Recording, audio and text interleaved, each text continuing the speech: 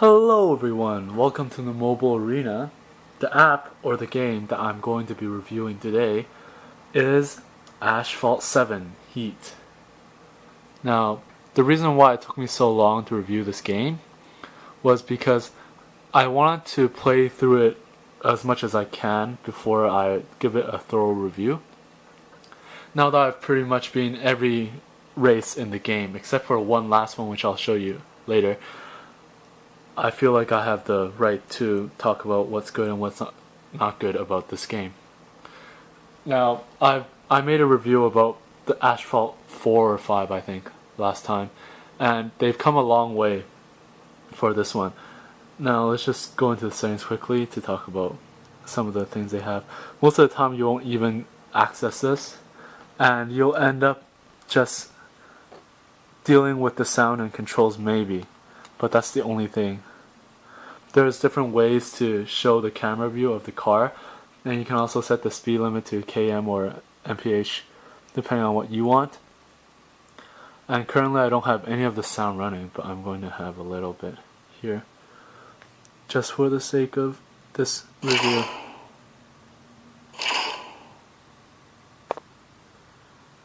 Now,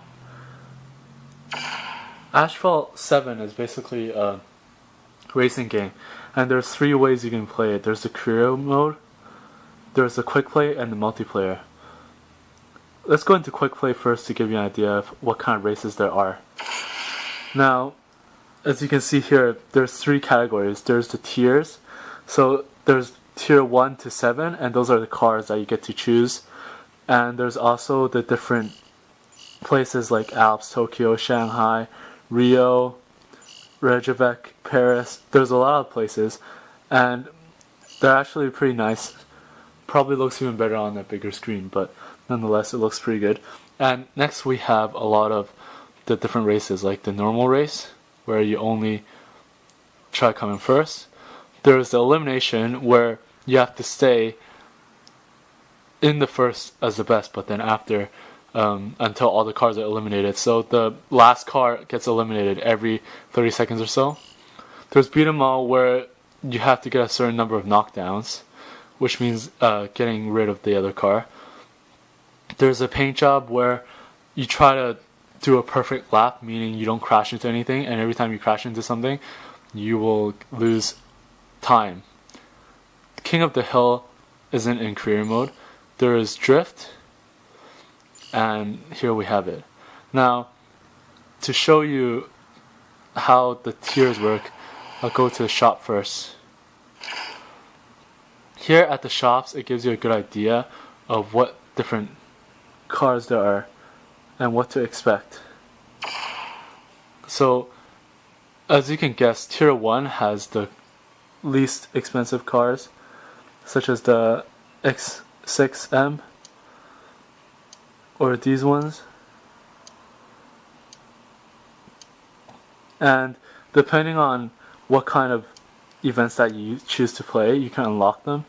Each of these cars get unlocked by the amount of stars that you get.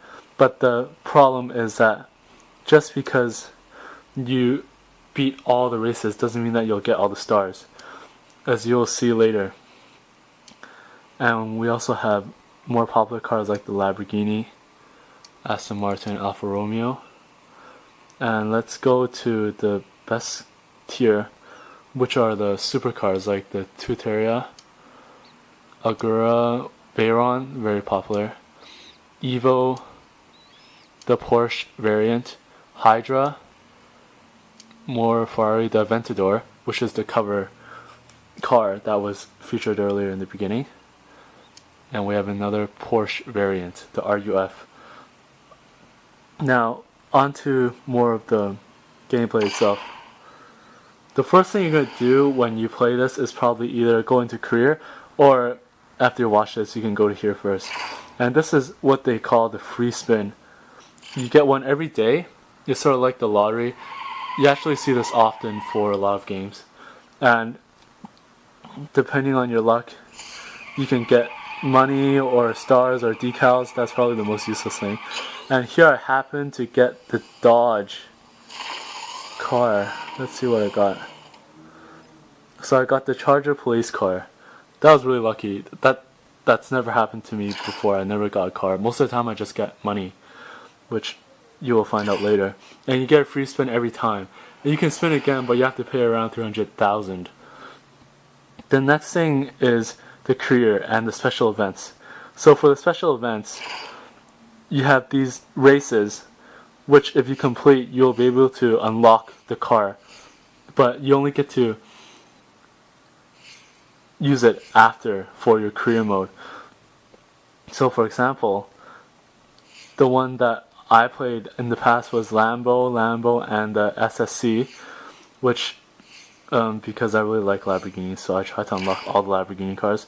And what they do is you have these two races, and all you have to do is come in first, either as long as you make the time that they set out for you. So I have to come in under 1 minute and 30. So after I did that, then I would be able to obtain the car.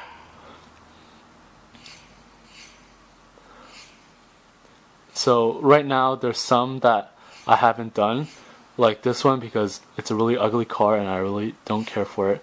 This one I already have, and this one is already in my car selection, so there's no need for me to do it.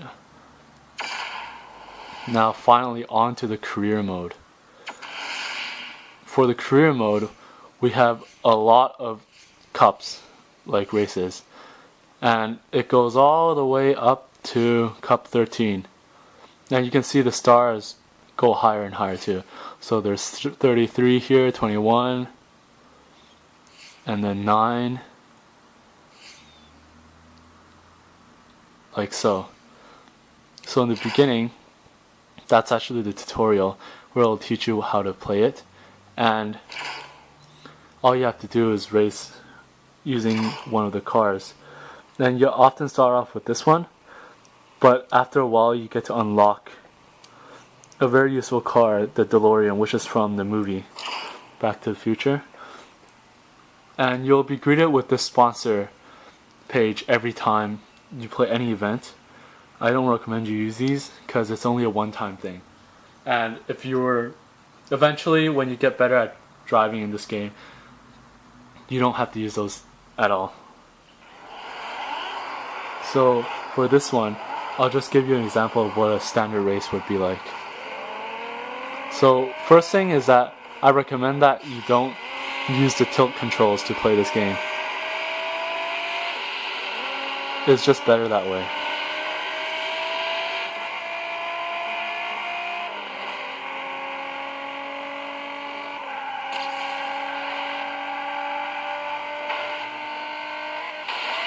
And that's what happens when you crash it too hard. And then often when you crash, you end up going a few spots behind.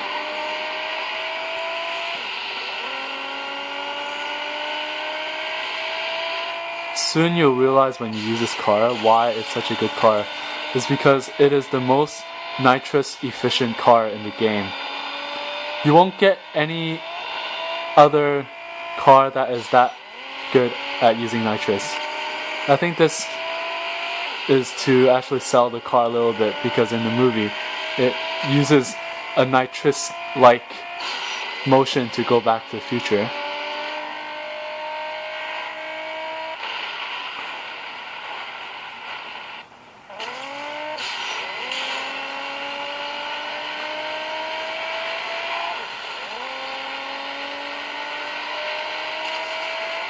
There's also money and nitrous to get. You can also accumulate nitrous by drifting, which I do most of the time. Excuse my terrible driving for this round, because it's difficult for me to look through and play this through the camera. And I always miss pressing the drift, because supposedly if I press the drift properly, then I should just turn like that. But instead I'm missing it, so I end up just turning.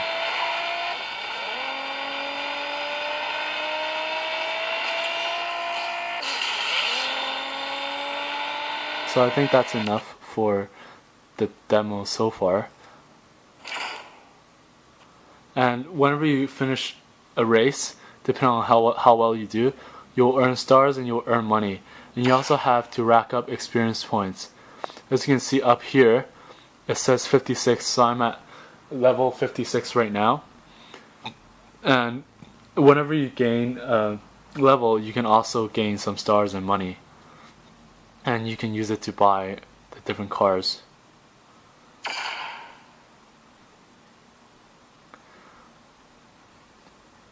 As the game progresses, especially to the last cup, it gets very hard. There's a lot of races to do, and unless if you upgrade your car, for me it's impossible. So what they do is they basically make you try to spend money when you play it, the money in the game. When I used to play, I always believed that as long as I was using that skill, then I could catch up. But for this game, honestly, I had to upgrade my car, because even though if I were doing all the perfect turns, I still couldn't catch up to my opponents. Finally, there's multiplayer and Asphalt Academy, but I'm just going to go through that very quickly. What the Asphalt Academy does is that it has a feature event. So, for example, it might have from here an event like, say, the paint job. This will be the feature event, and you just play it in the academy, and then there's a high score ranking worldwide, and you get to see how well you do. And that's really very dependent on how much you've souped up your car as well, because since everybody uses the same car, but everybody's car is different and they might get upgrades and such. So in order to customize or upgrade your car, you go to upgrade, and they have all these levels. So there's top speed upgrade, acceleration, nitrous efficiency, handling, and the shield. So the armor. So when you saw me crash that often, if I got higher armor, then it wouldn't happen as frequently. As I mentioned before, even though I've played all of the levels, I still don't have enough stars to unlock everything. Even though I've pretty much beaten the game. I played the last race, so I've beaten it. But then you still need to keep grinding if you want to unlock all the upgrades and all the cars. As you will see here, like this one, I need to have 405 stars to unlock the Veyron Super Sport.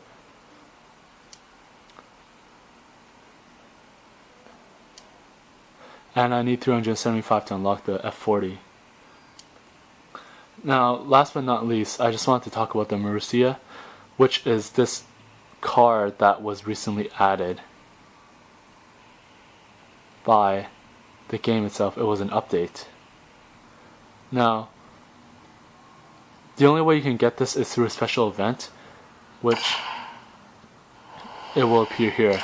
So, by beating the event somewhere here, you'll be able to unlock the car. But right now the event isn't here, so I have to wait for it to come around again if I want to unlock that car. And that's it for a review of this game. Overall, it has good playability, but as you can see, the controls are still a bit stiff and unrealistic. But I actually enjoy playing it like that because it's more fun, and it's fun speeding everywhere through the different cities.